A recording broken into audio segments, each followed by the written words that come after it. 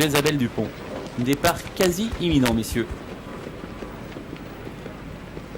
On s'approche des aires de départ. Et on va s'envoler dans quelques secondes.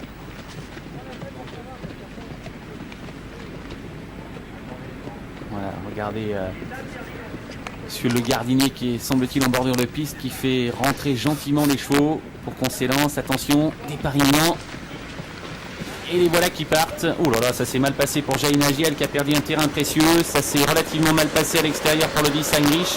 Yves de Salerne, au contraire, est parti à toute allure avec Just Light. Ces deux concurrents sont vraiment partis sur les chapeaux de roue. On est parti plutôt moyennement avec deux des favorites, le 5 Jezabel Dupont et le 12 Jaina Giel, qui ont perdu tout de même pas mal de terrain.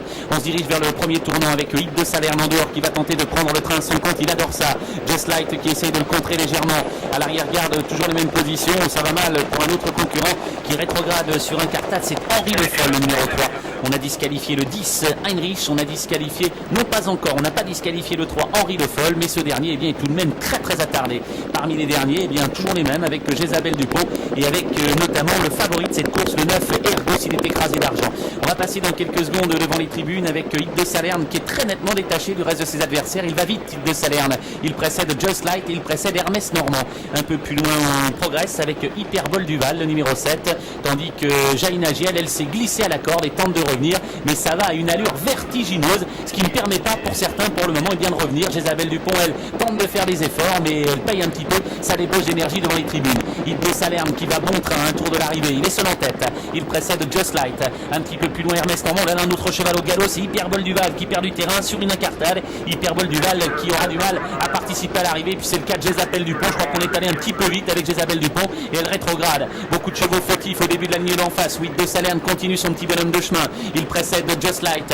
À distance maintenant, Jaina Giel regagne du terrain, mais loin tout de même. Un peu plus loin, il y a également Ilford, et puis on note la présence en léger retrait du numéro 8 Happy Deschamps. Les autres sont en grosse difficulté. Disqualification, c'était prévisible, du numéro 11 Hermès Normand. Qu'en est-il d'Ergos? Eh bien, il est tout de même encore relativement loin, même si petit à petit il regagne du terrain en bedant, avec toujours Yves de Salerne très nettement détaché pour se diriger vers l'amorce du dernier tournant. On a disqualifié Jezabel Dupont, numéro 5. Yves de Salerne qui fait un véritable cavalier seul. Il précède Just Light, Jaina Giel qui peine un petit peu, Ergos qui tente de revenir avec Ilford. Yves de Salerne, toujours une trentaine de mètres d'avance dans le dernier tournant. Just Light qui a mené la chasse et qui risque de payer cette débauche d'énergie. Ergos qui revient très fort, c'est la casaque bleue. Ilford est à ses côtés. Jaina Giel venant plus loin.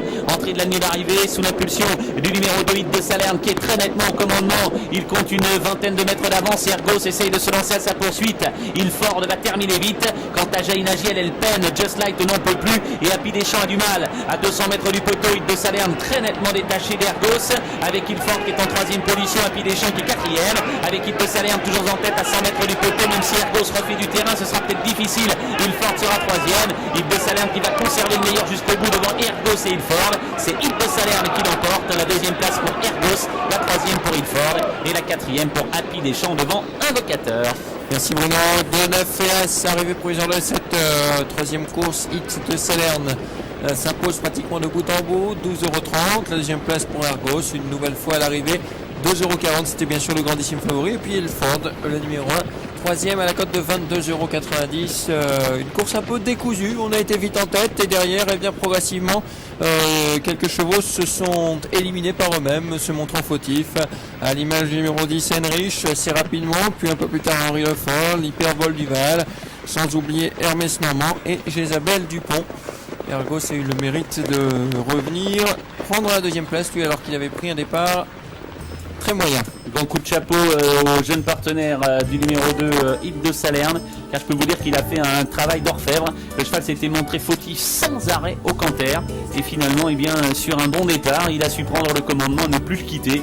Décidément, le cheval progresse régulièrement et lorsqu'il est sage, il est toujours redoutable. Il était à 12 €, le numéro 9 Ergos était à 2,04 €. Quant à l'As qui prend la troisième place, Ilford, il était proposé à 22 €. Quatrième place pour le 8 devant le 4 Invocateur. On rentre en piste, on s'échauffe, Bruno nous suit tout ça, il l'enregistre dans sa tête et il vous dira tout ce qui s'est passé pendant ce prix Roland de Chambure.